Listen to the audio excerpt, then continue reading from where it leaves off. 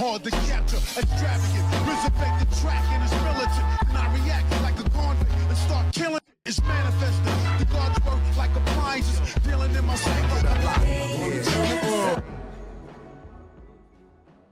Yo, what's going on everybody? It's your boy Naruto Explained here, bringing you guys another discussion for Boruto Naruto Next Generations, the manga. And for anime only fans, this is the time of the month where a lot of the content that you guys see on the channel is going to be spoiler heavy, so I thank you for your support. However, if you're still here, I'm assuming that you guys are caught up with the manga and you don't care about me talking about spoilers. So jumping right in, I think we need to have a huge conversation about this major revelation that was given to us in last Boruto manga chapter, which is the possibility of Naruto being forced to actually fight his son and potentially be forced to kill his son. And I want to kind of paint a picture for you guys on why this is so interesting, because you're in a situation where Naruto is having to make the same decision that his own father made, which is, do I weigh the village against the life of my son, the happiness of my son? And I want to go a step further. I actually want to bring your attention back to the fact that Boruto, whether a lot of fans realize it or not, Boruto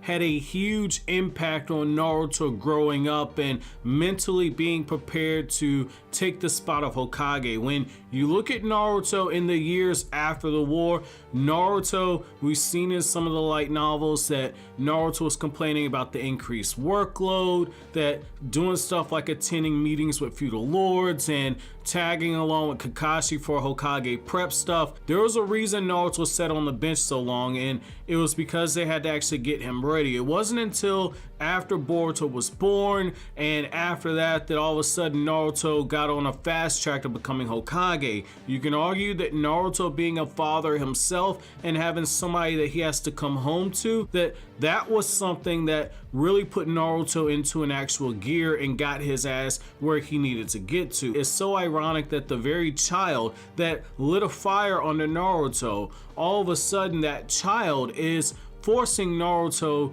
to act as a Hokage, to basically put down that child. Once that child becomes an Otsutsuki level threat, essentially Naruto basically has to make the decision that Hashirama Senju never made. If you recall, before Hashirama killed Madara, he told Madara, I will always put the village first, even if it means I have to kill my own child. Naruto is now in that position, and I think that that's where you see the double-bladed side of being the Hokage. It's Naruto's dream, but sometimes that dream will get in the way of your personal feelings. His own father had to make that decision. Naruto right now, this is even bigger because he has to sacrifice his child potentially to protect the ninja world. For a character whose very dream was to be the Hokage and to protect the village and be the best Hokage ever, there is nothing more heartbreaking than holding the very reason that you are able to take those next steps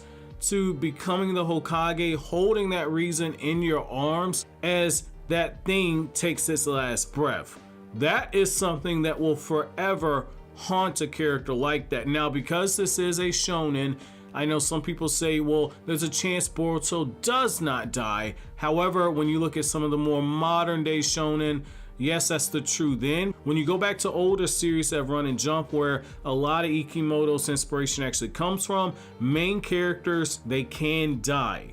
I'm not saying Boruto's going to die in the next 10 chapters, obviously not. But I am saying that we need to have the conversation about the possibility about later on. Again, modern day shonen, with the exception of Jujutsu Kaisen, don't put killing the main character on the actual table. However, this isn't anything unprecedented, and it's happened far more often than a lot of you guys realize when it comes to Shonen Jump titles, which Boruto still is. I really feel like this is a great source of internal conflict for Boruto as somebody who wants to be the Shadow Hokage one day, who protects the village from the shadows. He himself would know that he is a threat to the very village that he wants to support, and I think it would add a deeper layer to the relationship between Boruto as somebody who wants to be like Sasuke in the future, and with Naruto being the actual Hokage. The irony is that Boruto for a long time hated the fact that his father was Hokage, and now he's supporting his father by allowing his father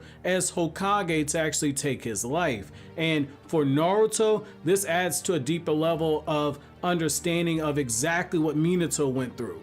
Naruto knows what Minato went through, but actually being in that position is completely different. And so I think that this is a great source of conflict or potential conflict. And it allows him to be everything that Minato trusted Naruto to one day be. When you really think about it, Minato choosing to give up his life is what ultimately helped pave the way for Naruto to become the Hokage, and now Naruto gets to once again be that person who's the savior for everything. And this is how, because in order to not only protect his village but also protect the world yet again. And this is where that is so beautiful when it comes to symbolism right here. This is one of those times to where you could go to the Bible where parents have had to sacrifice their children, as well as other religious texts. I'm just using the Bible because that is my religion. I'm a Christian. But what I will say though is the fact that Naruto being forced to make such a heartbreaking decision right there also shows growth, and it's something that isn't too crazy when you look at other medium where this has been done. I know that this is a shonen, but I'm going to use an example from about 10-15 years ago. This is a different situation, but it's almost the same context, which is if you look at I Am Legend, which is an older Will Smith movie, but in that movie right there, Will Smith was in this apocalyptic state where it was just him as one of the only people that was alive. He actually ends up meeting another human after the fact, but for as long as he had been alive, the only thing he knew was that it was him and the dog that he had. Eventually the dog ends up getting bitten, and Will Smith has to actually hold the dog into the tub, and he's cradling the dog as he's transforming, and as he gets ready to transform, you have this very emotional scene where he breaks down crying and he ends up actually killing the dog that was his own companion. I liken that to say you could have a scenario to where Naruto is put in this exact same situation with his son. And I think it is something that when you really think about it, this is something that could work, and this would be one of the more heartbreaking scenes right here. Now, obviously, somebody's like, well, we saw the flash forward. We know that Naruto can't kill his son. You're absolutely right in that aspect. But having Naruto presented with the actual problem of having to kill his son potentially before the time skip or post time skip, that could be something that works, and it could be something to where you bookend Boruto's character development at the end, where they have not found a way to actually stop Momoshiki, and Boruto basically says that as a ninja, he wants to be a ninja that protects Konoha from the shadows. The best way for him to actually protect Konoha for the shadows is for him to no longer exist as a threat to Konoha.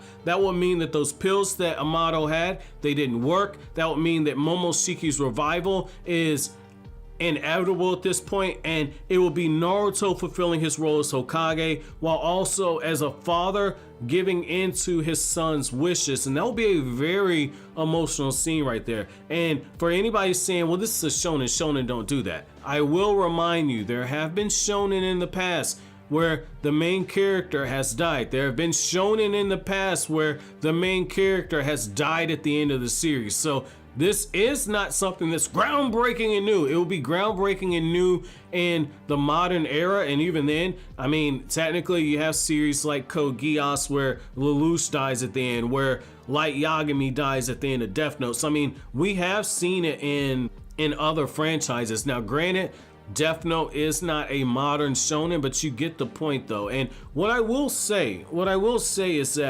that could be something that definitely works, because when you first get introduced to Boruto as a character in chapter 700, he's somebody who does not understand the importance of his father's position as Hokage. He is somebody who does not understand that his father is going to have to choose between the village and himself multiple times, and every single time he is going to choose the village over himself. And this could be something that works for Boruto's character, to see how he progresses from that to actually understanding his father's role and understanding Sasuke's legacy and understanding that it's in his best interest to pass away. And also, if you go to the Boruto the movie, one of the things that he says in that movie is that he doesn't understand the Naruto and Minato relationship, and says that if Minato had been alive, that he wouldn't have done Naruto like this, which is the exact opposite. Minato would have been in the same situation as Naruto, but that's another conversation for another day. But I bring that up to say that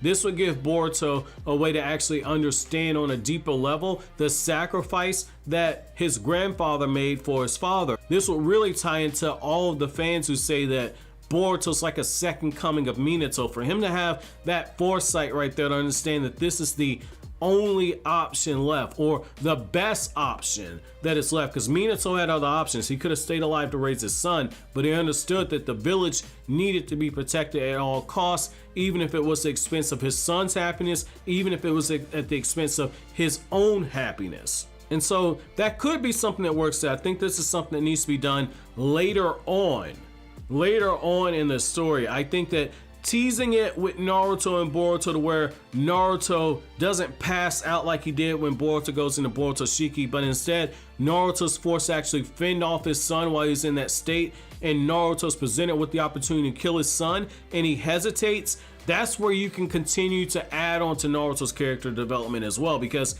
with Naruto being somebody that has had 700 chapters of development and has essentially had his story come to a close, in the sense that the goal that we were given for him, he's already achieved it. We're currently watching his son's story play out, but the fact is that Naruto's character arc, his initial arc, is already done. And once you get to this point, it's really hard to continue developing characters after everything that they've done has essentially been tied up and wrapped up. This would be a good way to actually add another layer onto that, where Naruto's become the Hokage, but he's seeing the other side of it. And just as past Hokages, all the Hokages with the exception of Kakashi, were faced with the decision where they had to put their own personal feelings aside. They had to put their own hopes and dreams and wishes aside in order to make the best decision for the actual village.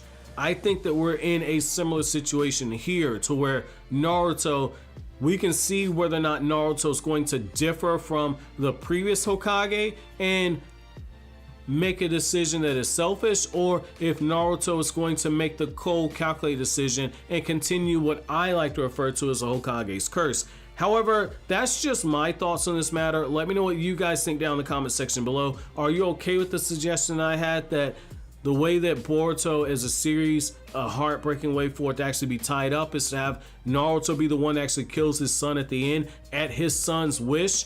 And it will be so ironic given the fact that Naruto will be in the same position that his father was in, to where Kushina was telling Minato, let me die and you stay alive to actually raise our child. Minato said, I'm not doing it. Naruto's now in the position that Minato's in, and Boruto's in the position that Kushina's in, only Boruto now has more of an argument because he himself is the actual threat to the village, and Naruto would have to make the decision to do what Minato didn't, which is listen to the actual dying wishes of the person that he cares for a lot. But in this case, Naruto would also be fulfilling his role as Hokage. Let me know what you guys think about that down in the comment section below. But as always, guys, if you like anything I had to say, don't forget to comment, rate, subscribe, and share. Thank you so much for watching to the end. Have an awesome day, guys.